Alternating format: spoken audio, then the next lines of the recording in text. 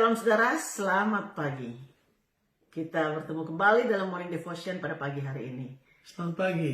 Kita akan baca firman Tuhan dari Matius pasal yang kelima, ayat 10-12. Saudara, ini adalah statement terakhir daripada khotbah Tuhan Yesus di atas bukit. Daripada ucapan bahagia, saudara. Kita akan baca 3 ayat ini.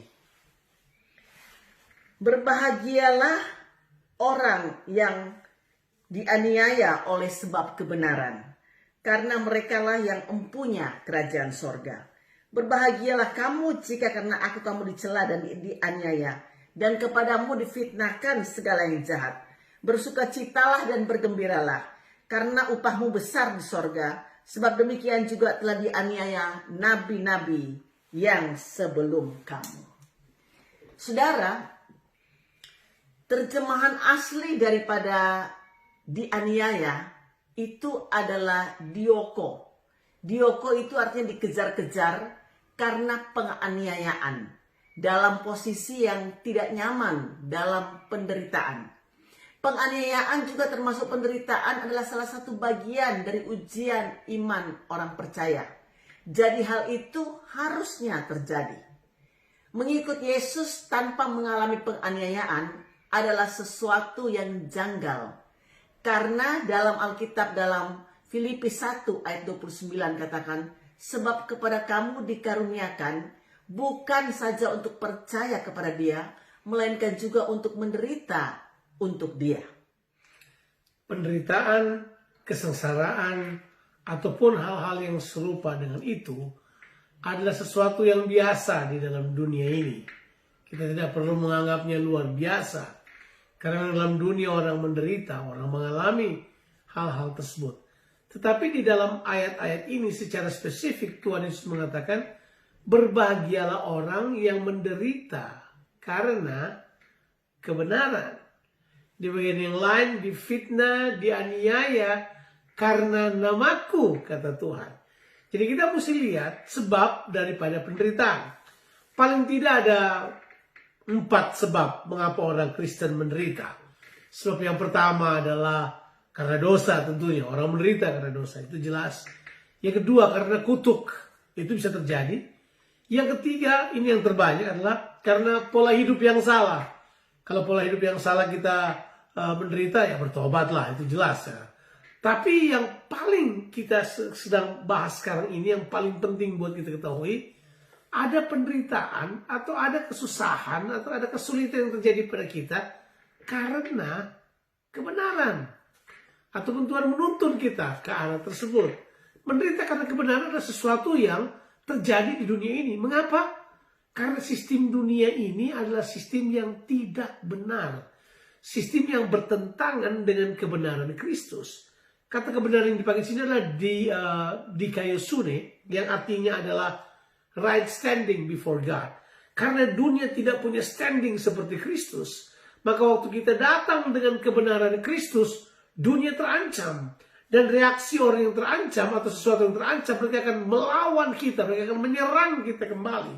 Itulah sebabnya dunia sangat menentang kebenaran di dalam Kristus. Dunia berusaha melawannya, dunia berusaha untuk menghentikannya. Dan yang paling luar biasa adalah dunia menganiaya hal tersebut. Saudara, disinilah kita tetap mempertahankan posisi hidup kita yang benar di dalam Kristus. Sehingga kita tidak kompromi dengan sistem dunia dan juga ketidakbenaran.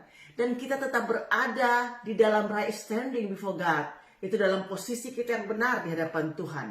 Sesuai dengan firman Tuhan dalam kitab Roma pasal yang kelima ayat yang ketiga sampai dengan ayat yang kelima. Alkitab katakan bukan hanya itu saja, bahkan kita malah bermegah juga di dalam kesengsaraan kita. Karena kita tahu bahwa kesengsaraan itu menimbulkan ketekunan. Dan ketekunan menimbulkan tahan uji. Dan tahan uji menimbulkan pengharapan. Dan pengharapan kita tidak pernah mengecewakan. Karena kasih Allah telah dicurahkan dalam hati kita oleh Roh Kudus yang telah dikaruniakan kepada kita. Jadi jelasnya ada runtutan yang terjadi bahwa kita perlu bermegah di dalam kesengsaraan kita. Dengan kata lain, punya pengertian kita merasa bangga aja kalau menderita karena Kristus, menderita karena kebenaran, bukanlah sesuatu yang harusnya bikin kita susah dan jadi self-pity. Tapi harusnya berbangga kita menderita karena Kristus. Saudara masih ingat murid-murid Yesus ketika mereka pertama kali dianiaya, ditangkap bersama-sama karena Petrus menyembuhkan orang yang lumpuh di depan gerbang Elok itu? Tahukah saudara? Mereka pulang setelah dicambuk dan dianiaya. Mereka pulang dengan bersuka cita karena mereka berkata, "Hei, kami juga menderita karena Kristus. Sebab Kristus pernah menderita, kami juga menderita bersama dengan dia." Itu mereka pulang dengan sukacita bahwa mereka mengalami penganiayaan. Banyak saudara-saudara kita, saudara, di negara-negara komunis, negara-negara terali besi, saudara, mereka mengalami penganiayaan. Mereka begitu menderita karena nama Tuhan. Tetapi mereka, saudaraku, tidak pernah menyangkal Yesus. Mereka mempertahankan iman mereka karena kepercayaan mereka kepada Yesus melebihi semua yang mereka alami dalam penderitaan. Mereka adalah orang-orang yang kuat di dalam Tuhan. Mereka adalah pejuang-pejuang, pahlawan-pahlawan iman. Saudara, Alkitab bilang begini, dalam dunia kamu menderita penganiayaan, tapi kuatkan hatimu. Aku telah mengalahkan dunia. Dunia telah dikalahkan dengan semua sistemnya. Tidak perlu takut dengan penderitaan. Karena Yesus telah mengalahkan dunia ini. Penderitaan itu hanya melayani kita untuk memperoleh ketekunan. Dan ketekunan memberikan tahan uji. Tahan uji memberikan pengharapan. Dan pengharapan yang tidak mengecewakan. Berbahagialah orang yang dianiaya karena kebenaran. Tuhan Yesus memberkati saudara. Have a blessed day. Amin.